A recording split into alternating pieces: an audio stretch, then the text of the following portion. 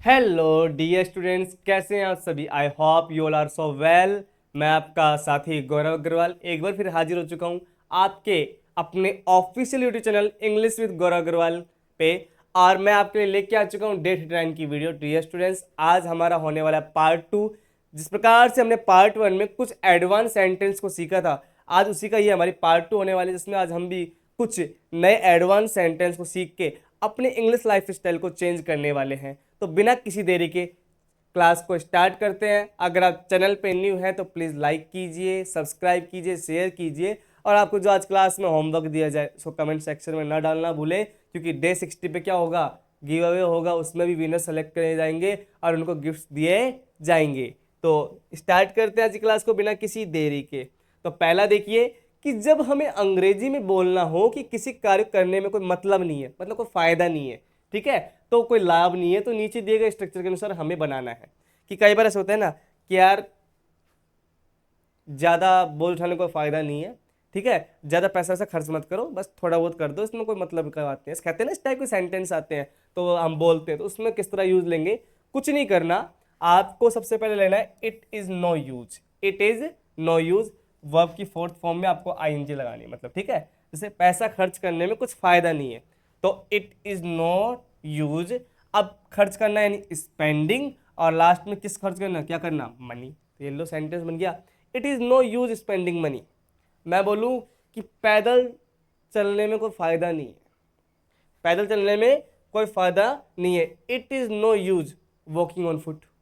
Walking on foot बड़ा easy. मैं बोलूँ कि कोई भी एक सेंटेंस ले ले, जिस प्रकार से कोई भी इस टाइप के सेंटेंस आ जाए, मैं बोलूँ कि बोझ नहीं, आप ले लीजिए कोई दूसरा सेंटेंस ले लीजिए कि भैया ज़्यादा सोने में कोई फ़ायदा नहीं है। ज़्यादा सोने में सॉरी, स्लीपिंग वाला है ना, तो ज़्यादा सोने में कोई फ़ायदा नहीं है।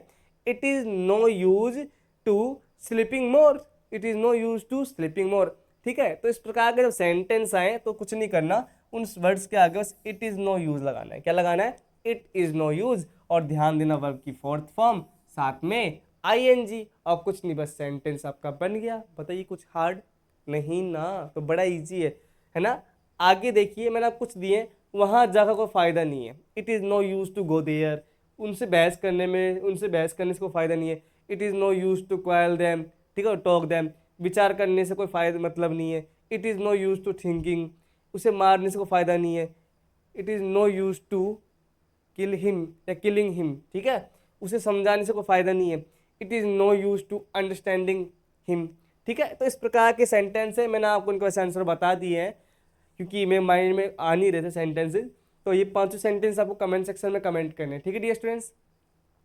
आगे देखिए कि जब हमें अंग्रेजी में पूछना हो कि क्या तुम्हें ऐसा लगता है, क्या तुम्हें ऐसा लगता है कि वह ऐसा लड़का है, क्या तुम्हें ऐसा लगता है कि वास्तव में पास हो जाएगा, क्या तुम्हें ऐसा लगता है कि हम लोग सही चल रहे हैं, सही पढ़ रहे हैं, है। तो इस प्रकार के सेंटेंस में क्या करोगे, कुछ नहीं करना, डू यू थिंक या डज ही थिंक इत्यादि, यानी कि भाई जिस प्रकार का आपका सब्जेक्ट होगा ना, जो आप जिस प्रकार से बात की उस प्रकार से लगाना है, और जो कथनवाचक वाक्य होगा वो लगाना है, ठीक है। और लास्ट में क्वेश्चन मार्क, जैसे क्या तुम्हें ऐसा लगता है कि वह बुद्धिमान है, क्या तुम्हें ऐसा लगता है वह बुद्धिमान है। तो कुछ, अब क्या तुम्हें, तो तुम्हें के साथ क्या आता है, तुम के साथ डू आता है ना प्रेजेंट टेंस में। देखो डू और डज, एक चीज ध्यान देना, डू और डज। डज का यूज होगा ही के साथ में, सी के साथ में, इट के साथ में, या फिर किसी भी नेम के साथ में, ठीक है डियर स्टूडेंट्स। और डू का जो यूज होता है आई वी यू दे, या फिर प्लूरल सब्जेक्ट के साथ में किसका यूज होगा, डू का यूज होगा, ये ध्यान देना, ठीक है। अब यहाँ पर यू है तो यानी कि तुम्हें, तुम, तुम्हें, तुम्हारा, यू, योर, यू, समझ गए होंगे प्रोनाउंस को आराम से। तो वो चीज़ दे रखी है यहाँ पर, है ना, तो उसके साथ यूज करना है आपको। अब क्या तुम्हें ऐसा लगता है कि बुद्धिमान है, तो डू यू थिंक वह बुद्धिमान है, ही इज ए वाइज। बस ये सेंटेंस बन गया। कि क्या तुम्हें लगता है कि वह बुद्धिमान है, क्या तुम्हें लगता है वह चालाक है, do you think he is clever, do you think he is clever. क्या तुम्हें लगता है वह आसान है, कि वे सॉरी यह आसान है, do you think it is easy. तो बड़ा इजी है, या बिल्कुल इजी है ना। तो देखिए, अब अगर इसमें मैंने कुछ आपको होमवर्क दिए हैं, क्या तुम्हें ऐसा लगता है कि वो डरपोक है, ठीक है, क्या तुम्हें ऐसा लगता है कि मैं ईमानदार हूँ, क्या तुम्हें ऐसा लगता है कि वह आएगी? क्या उसे ऐसा लगता है कि मैं झूठ बोल रहा हूँ, हमें निकलना चाहिए? क्या उसे ऐसा लगता है? तो इस प्रकार के सेंटेंस आपको करने हैं। ये 5 सेंटेंस मैंने होमवर्क के लिए दिए हैं, कमेंट सेक्शन में कमेंट जरूर करना।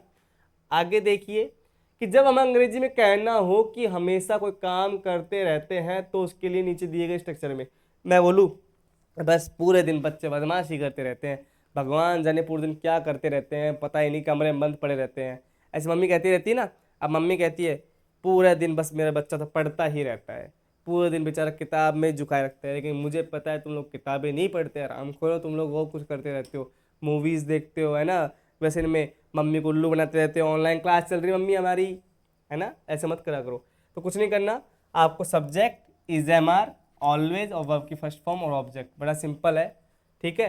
वह हमेशा चिल्लाते रहता है, तो सबसे पहले ऑब्जेक्ट सब्जेक्ट क्या है इसमें, ही सिंगुलर तो क्या आ गया इज, उसके बाद में ऑलवेज, अब चिल्लाना होता है साउट, लगा दो ING, ही ऑलवेज साउटिंग, वह हमेशा भागता रहता है, ही ऑलवेज रनिंग, वह हमेशा पढ़ता रहता है, ही ऑलवेज स्टडिंग, वह हमेशा खाता रहता है, ही ऑलवेज ईटिंग। कितना आसान है, बड़ा इजी है ना। तो ठीक है, तो इस प्रकार के सेंटेंस को इस प्रकार से आपको बनाना है।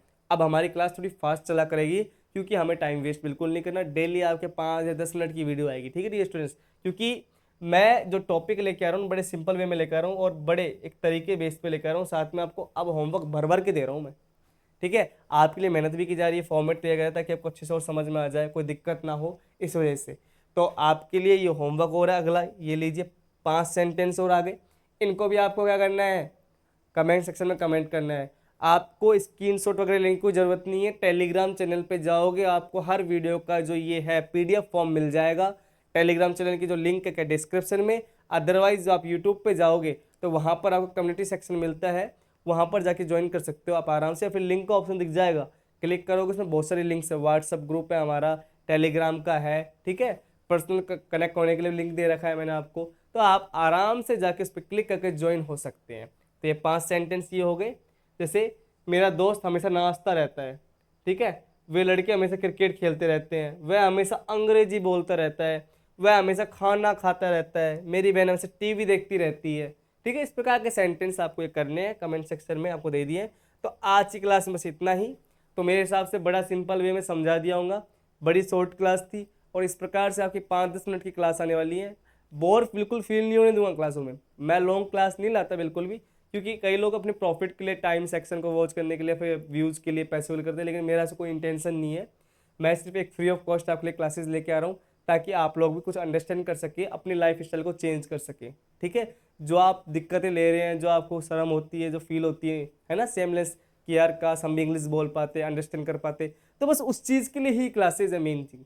मेरा इंटेंशन अगर होता ना कमाने का, तो बेटा मैं बहुत सारी लंबी लंबी वीडियो लाता 1 घंटे 2 घंटे की, but I don't want this thing, because only I want that you understand very well, ठीक है। हमारे ऑफलाइन बैच चल रहे हैं, मैं वहाँ से अच्छा कमा रहा हूँ, काफ़ी उतना है, भगवान के जरूर भरोसे, बस मेहनत के थ्रू पैसे आ रहे हैं, वो काफ़ी है। आप लोग यहाँ सीख रहे हैं, आप लोगों का प्यार आ रहा है, वही मेरे लिए बहुत बड़ी पैसा है। ना मैं आपसे कुछ ले रहा हूँ, ना आपको भी दे रहा हूँ। और एक चीज़ और मैंने नोटिस की है कि आप लोग क्लास लेते हो तो प्लीज़ पूरी वॉच कीजिएगा, ताकि आप कोई भी टॉपिक ना रह पाए, आप अंडरस्टैंड कर सके उस चीज़ को ईजिली। तो मिलते हैं आगे डे नेक्स्ट की वीडियो में, तब तक के लिए बाय बाय, जय हिंद जय भारत। और जितना आपको होमवर्क दिया जाए उसको प्लीज़ करें, गलत करोगे तब भी कोई दिक्कत नहीं है, क्योंकि आप करते हो रहे कम से कम प्रैक्टिस, जो नहीं करो कुछ तो आ नहीं रहा, आप प्रैक्टिस करोगे तो आप बहुत कुछ सीख रहे हो, ठीक है। तो इस चीज़ पे ध्यान देना, ठीक है। मिलते हैं नेक्स्ट वीडियो में, बाय बाय।